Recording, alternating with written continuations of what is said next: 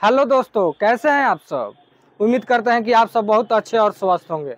चलिए दोस्तों, अगर आप अभी तक हमारे चैनल मुकेश मुश्किला ब्लॉग को सब्सक्राइब नहीं किए हैं तो जल्द से जल्द हमारे चैनल को सब्सक्राइब कर लें और साथ में बेल आइकन भी दबा दें ताकि सबसे पहले नोटिफिकेशन आप तक पहुंचे। चलिए दोस्तों, आज हम अपने ब्लॉग में आप लोग को बहुत ही शानदार एक गाना सुनाने वाले हैं, जो गाना सुनकर आप लोग को बहुत ज़्यादा मज़ा आने वाला है। तो चलिए दोस्तों, अगर ये गाना आप लोग को पसंद आएगा तो आप किसी भी स्टूडियो में जाकर गा सकते हैं। तो चलिए दोस्तों, सबसे पहले आपको गाना सुनाते हैं। गाना सुनिए। बनल बड़ी चालू हो सुबह समय अंगना में, छिलो रोज आलू हो। बनल बड़ी चालू हो सुबह समय अंगना में, छिलो रोज आलू हो। चूल्हा चौका सारा घर के काम कर,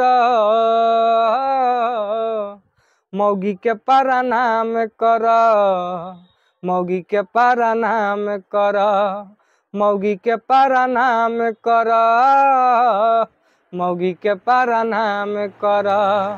तो चलिए दोस्तों, ये था मुखड़ा और अंतरा कैसे है आप लोग को हम बता देते हैं। आइल बाजा बाना, मर्द बनाए खाना हो हाँ हाँ हाँ। आइल बाजा बाना, मर्द बनाए खाना, मेहरी सूते पलंग पर, भइल बाजाना हो हाँ हाँ हाँ। आइल बाजा बाना, मर्द बनाए खाना, मेहरी सूते पलंग पर, भइल बाजाना। छोड़ के सारा काम अपन नाम कर, मौगी के प्रणाम कर, मौगी के प्रणाम कर, मौगी के प्रणाम कर, मौगी के प्रणाम कर। तो चलिए दोस्तों, ये गाना आप लोग को पसंद आएगा तो दोस्तों आप लोग रियाज करके और अच्छा से गाइएगा।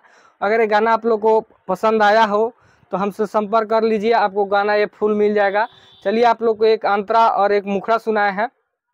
तो चलिए दोस्तों, इस गाना को गाने के लिए सबसे पहले आप लोग को इसका डमी देकर अपने हिसाब से इसका म्यूजिक बनवाना होगा, उसके बाद ही गाइएगा, तब जाकर बेस्ट होगा। धन्यवाद दोस्तों।